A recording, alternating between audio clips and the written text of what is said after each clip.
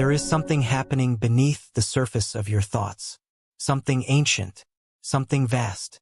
And it's not just about brainwaves or neurons firing. It's a deeper rhythm. A pulse of awareness that isn't confined to one person, one body, or even one lifetime. You're about to see a version of consciousness that will challenge everything you think you know about the mind. Because this isn't just about thinking. This is about knowing in a way that transcends memory, intellect, and experience. It's about tuning into something far more expansive than the individual self. A field, a force, a collective intelligence that links every person, every idea, every spark of awareness in a kind of hidden architecture behind existence. Some call it the universal mind.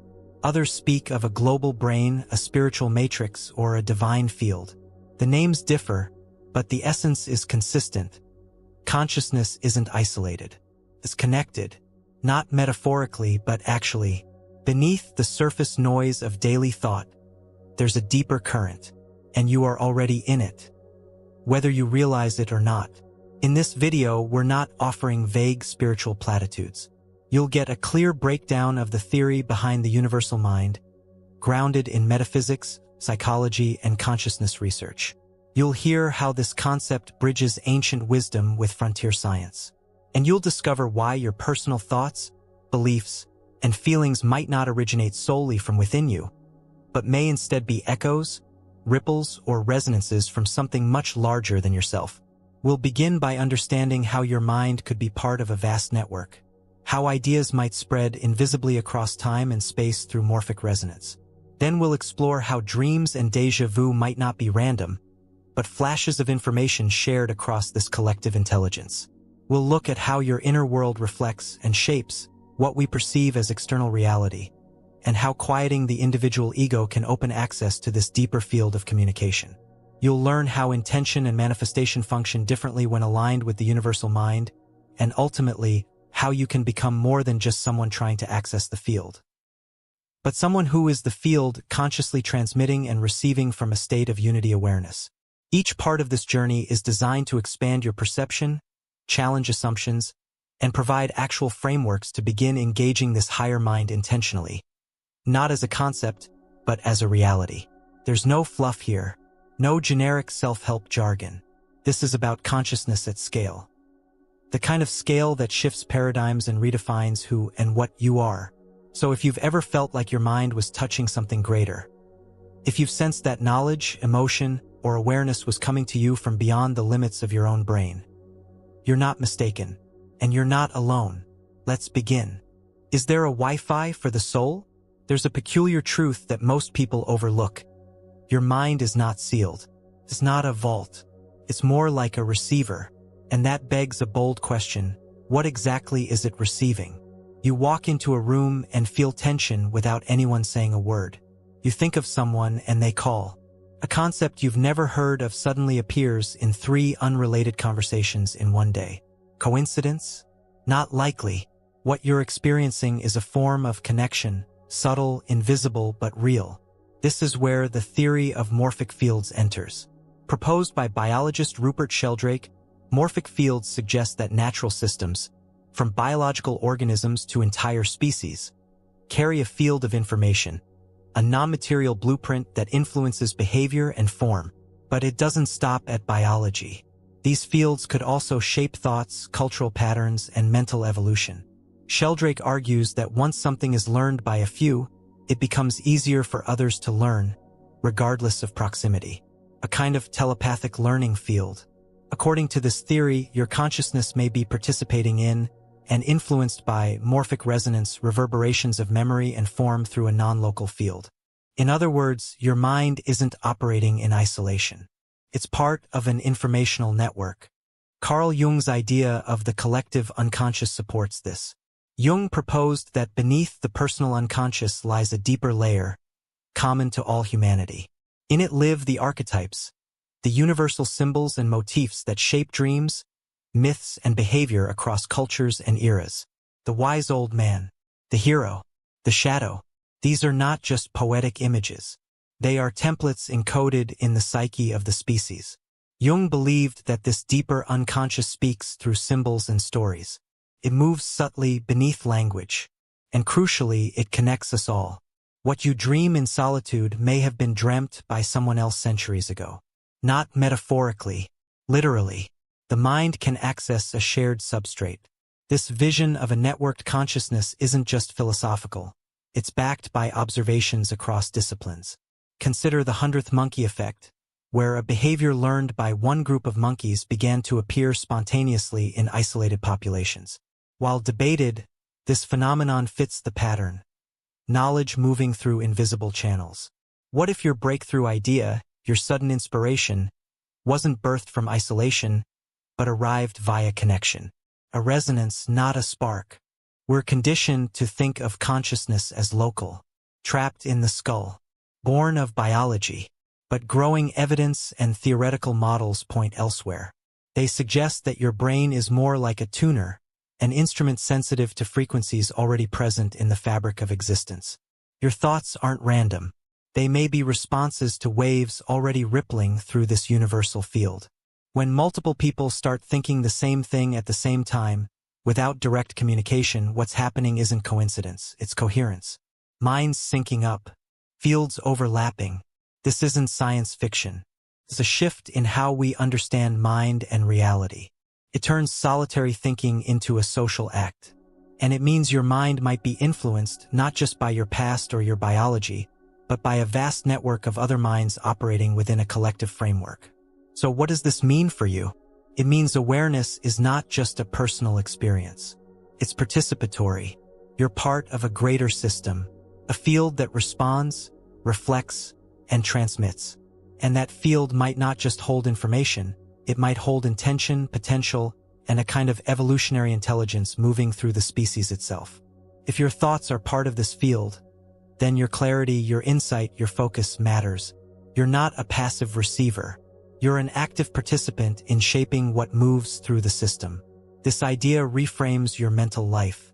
It places a kind of sacredness on your inner world. Because now it's not just your world. It's our world. Shared. Interconnected. Thought, it turns out, might be less of a possession and more of a transmission. And the next time a strange idea pops into your head or a pattern unfolds around you in perfect synchronicity, you'll know. You're not imagining things. You're picking up the signal. Now that you know the mind is networked, the next question is, are you receiving unconsciously? Or can you learn to listen? Let's continue. You've felt it before. That eerie familiarity when entering a place for the first time. That precise sentence someone speaks, word for word, just as you heard it in a dream. A thought or invention you swear is original, only to find it already exists somewhere, described by a stranger across the globe. These are not anomalies. They are not malfunctions of memory or random quirks of the brain. They are indicators, evidence of something working beneath your awareness. Something persistent. Something shared. You're not just a receiver of data, you're a participant in a fluid, multilayered stream of consciousness. And sometimes, through cracks in the walls of ordinary perception, you catch glimpses of this deeper field. Dreams are one of the most overlooked keys to this mystery. You lie still, the body quiets, and the mind enters a space unbound by time or gravity. There, the laws of logic break down.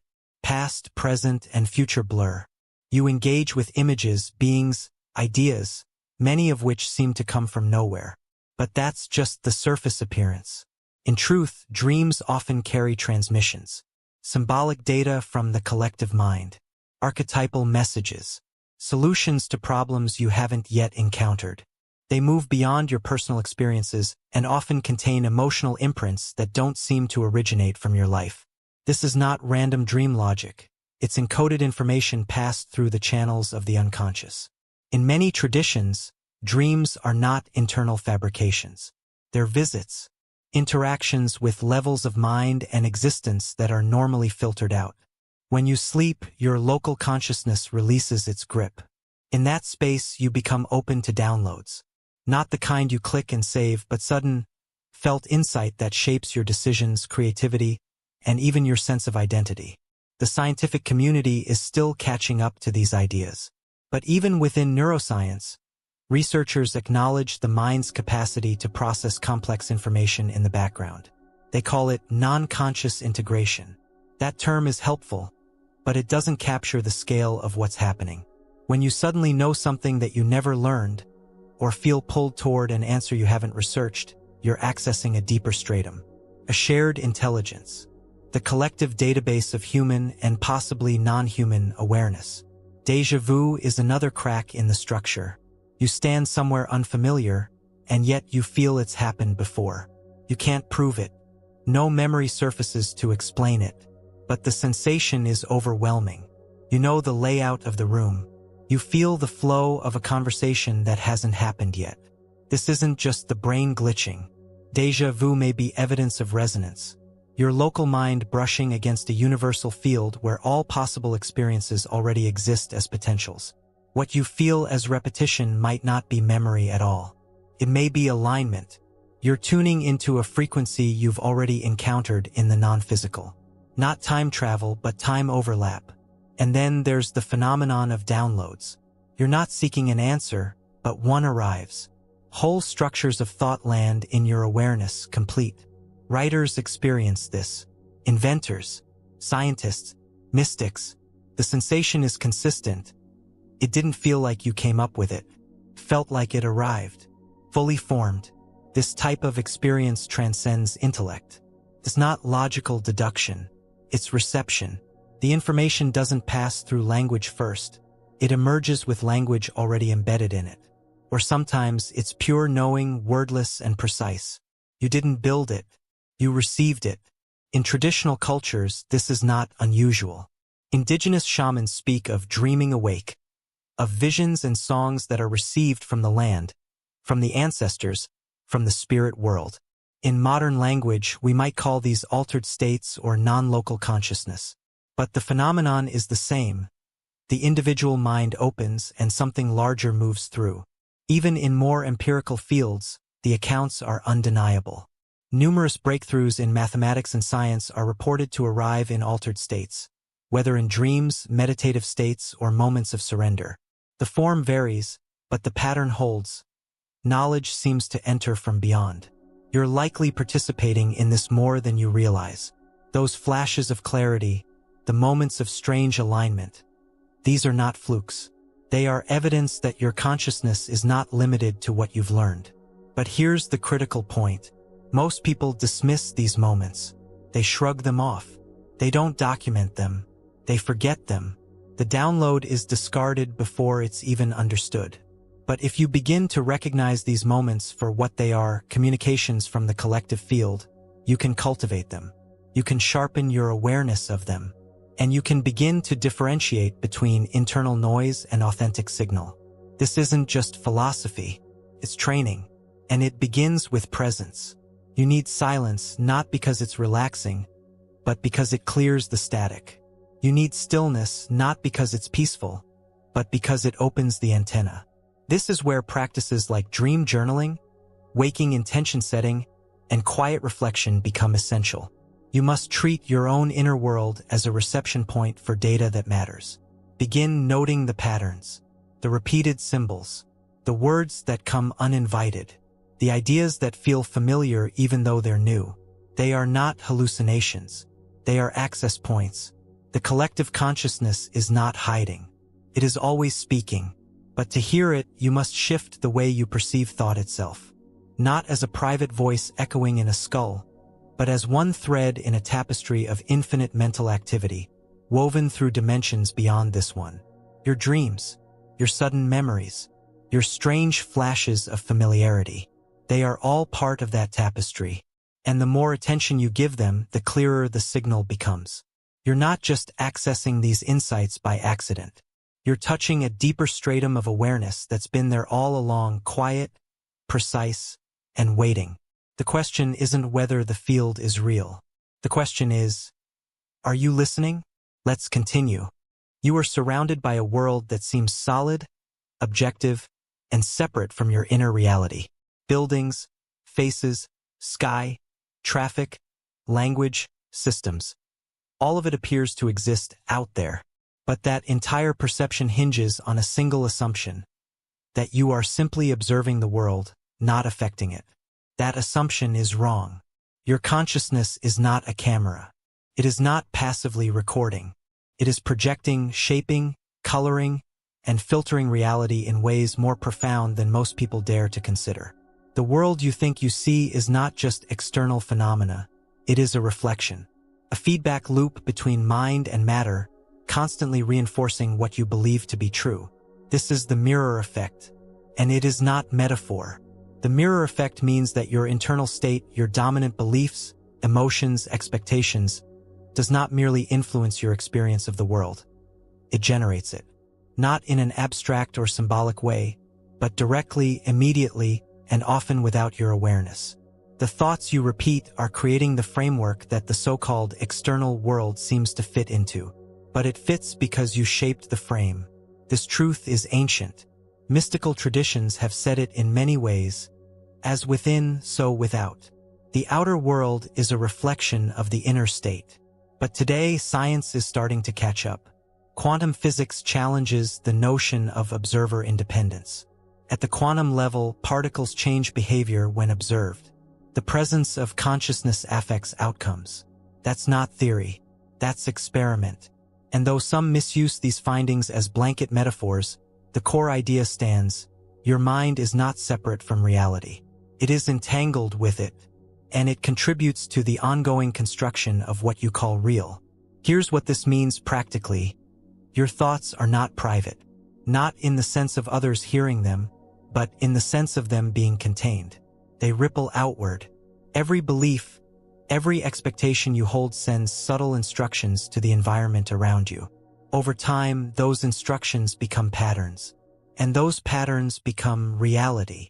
Your subconscious beliefs, especially the ones you rarely examine, are the architects of your outer world.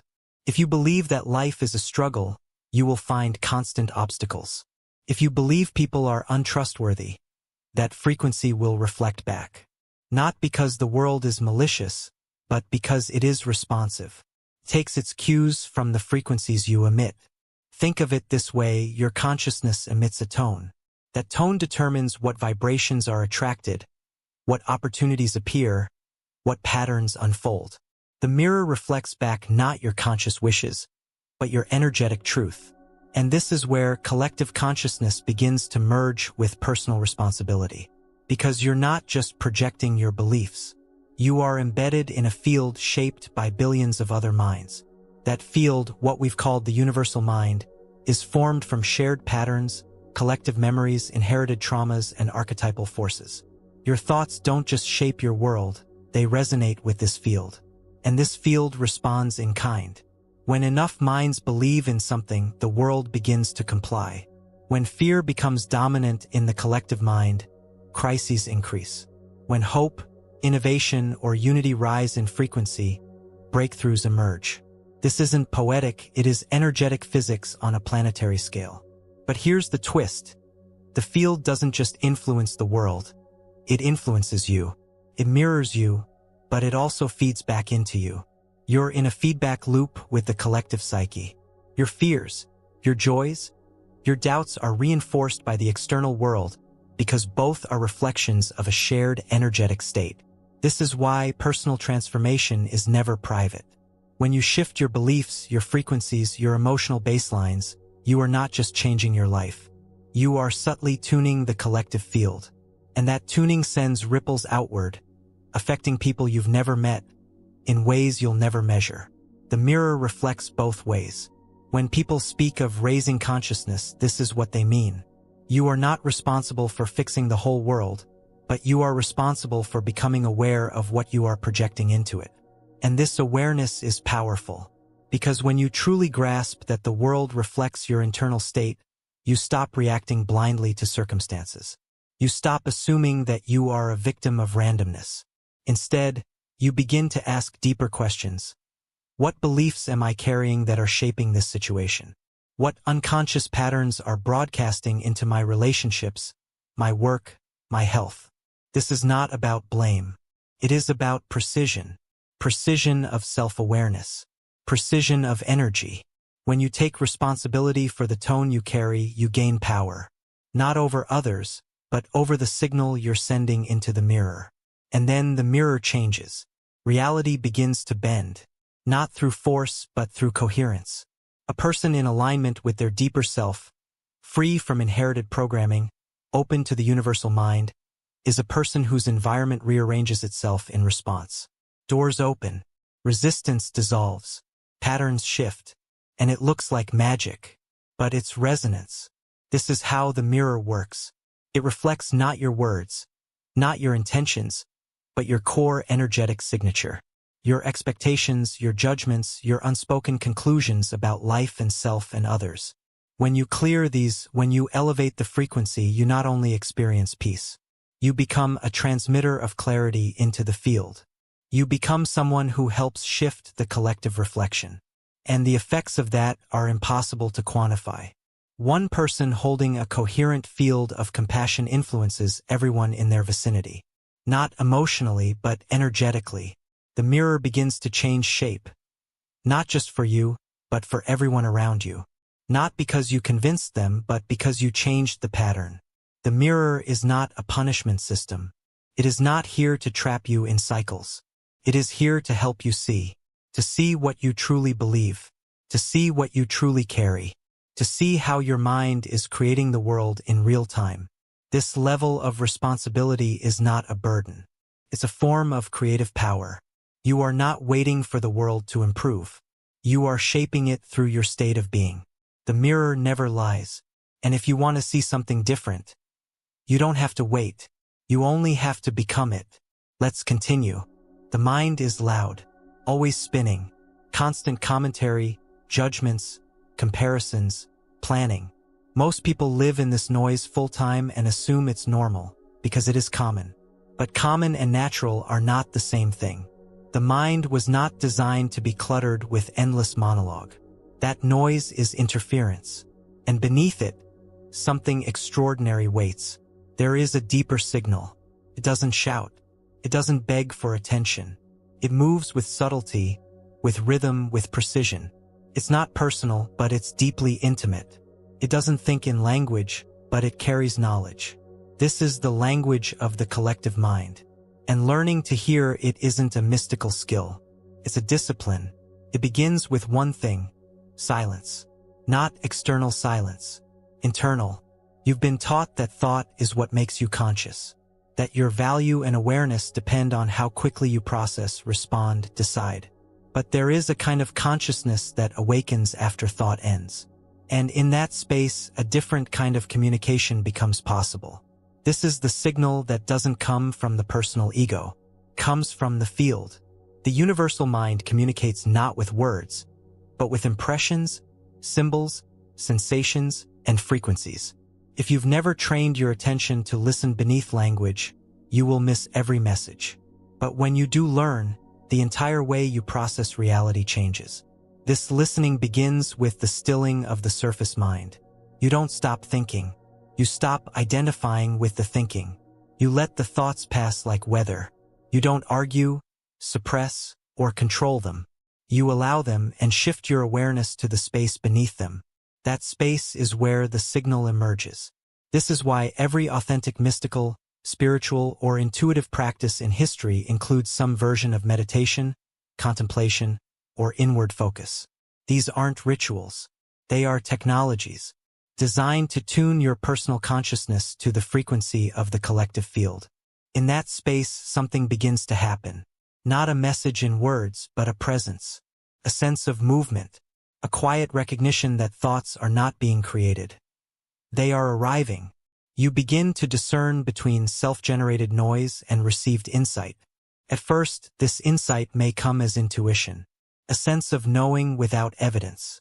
A pull in a direction you can't explain. A pattern that reveals itself before logic catches up. This is not guesswork. This is reception. And the more you honor that inner signal, the clearer it becomes. But the collective mind doesn't just speak in impressions. It also speaks in synchronicity.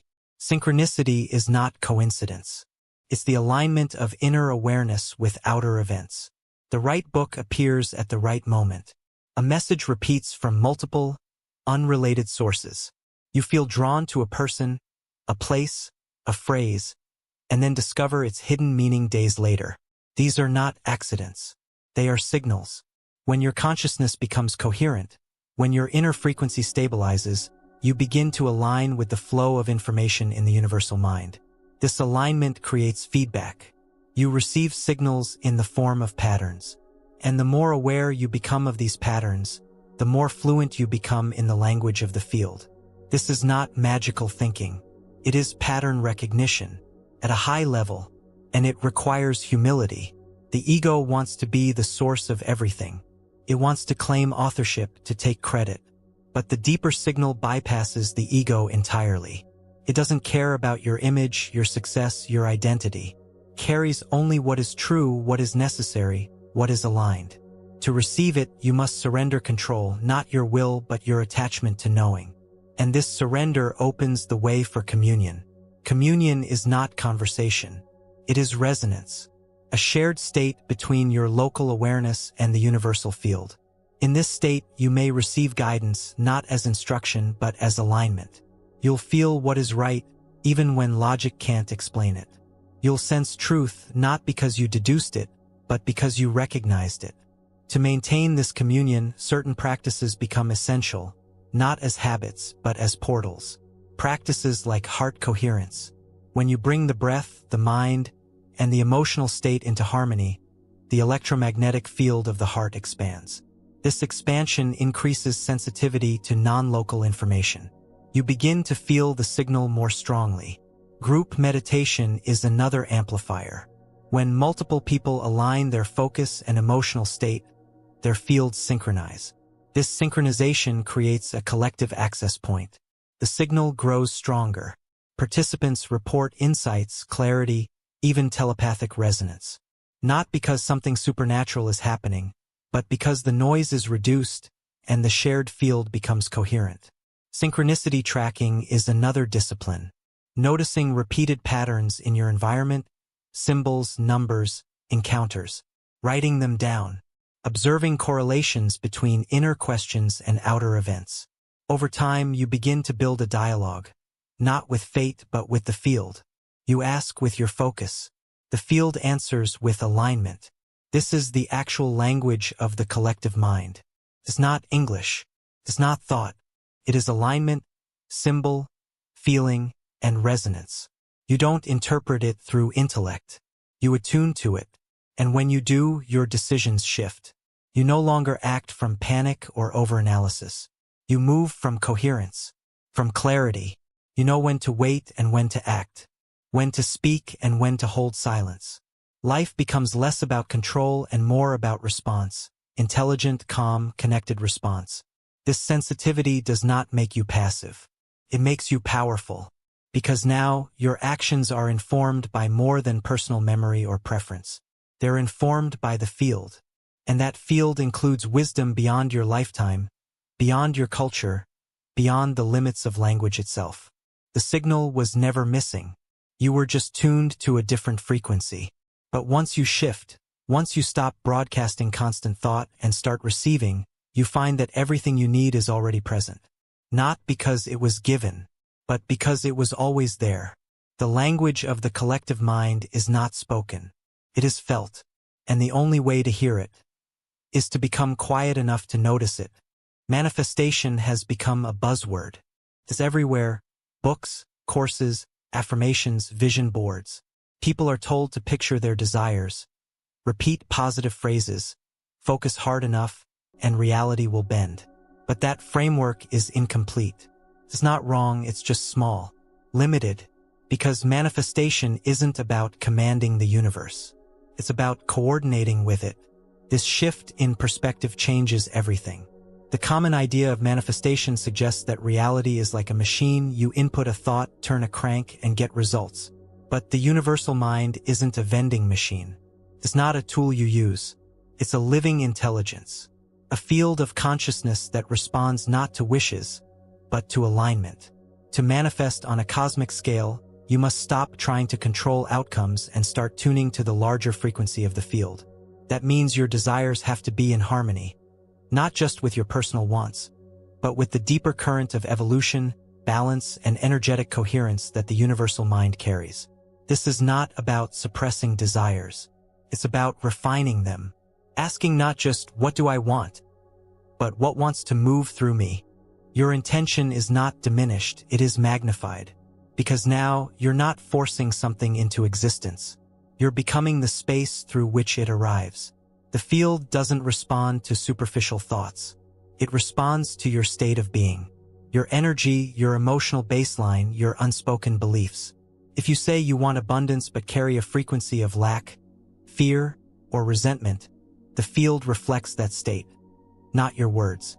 Because it doesn't speak words. It speaks energy.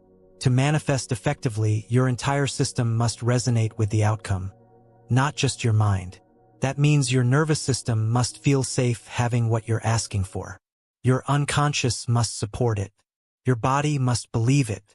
If any part of you is in contradiction, the signal is scrambled, and the mirror stays unchanged. This is why most surface-level manifestation techniques don't work long-term. They focus on thought but ignore frequency. They aim for control but avoid surrender. True manifestation is not manipulation. It's collaboration. And collaboration begins with awareness.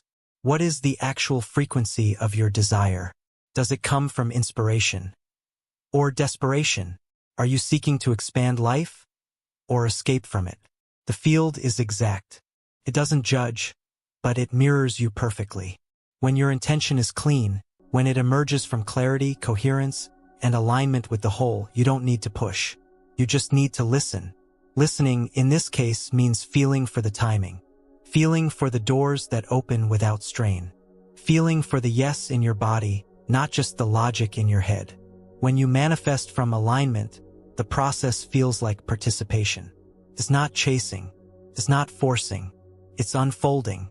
You are part of the movement, not outside it trying to direct it. This is where collective intention becomes powerful.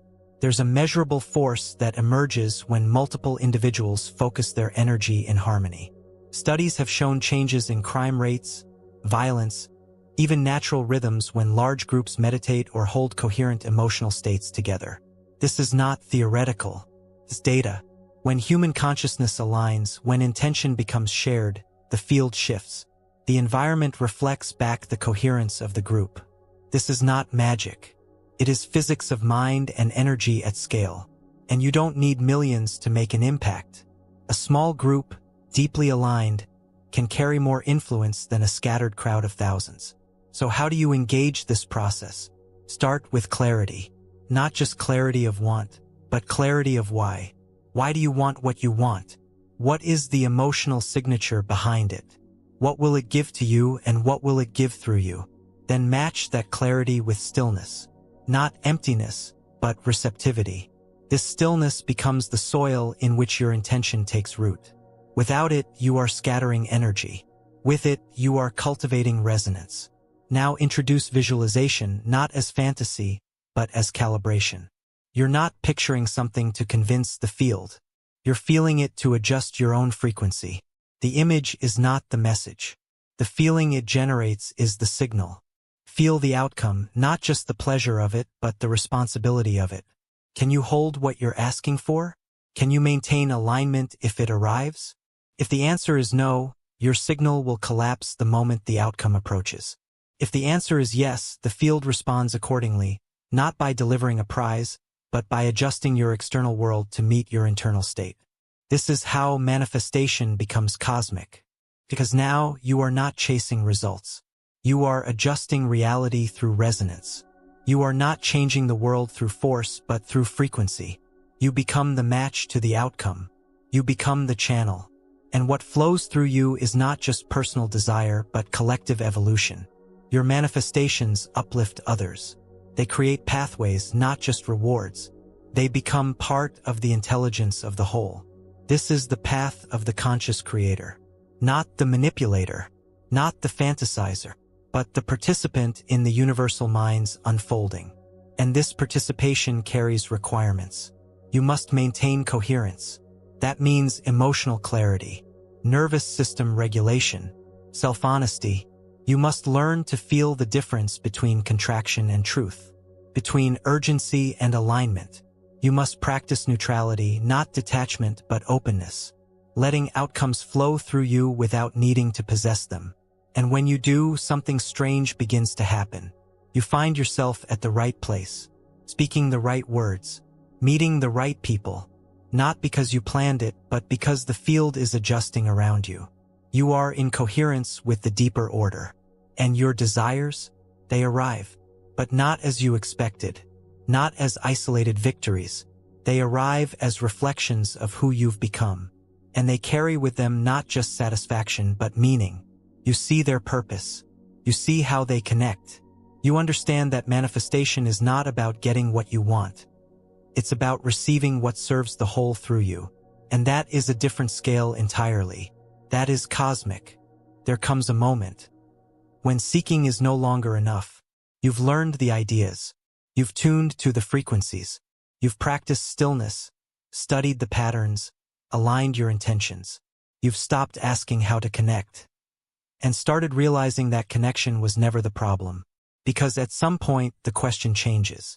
It's no longer, how do I find the signal? It becomes, what happens when I am the signal? This is the shift from participation to embodiment. You're not just accessing the universal mind, you're becoming an active node within it. A transmitter, a stable point of resonance through which clarity, coherence, and truth move without distortion. This is not a title.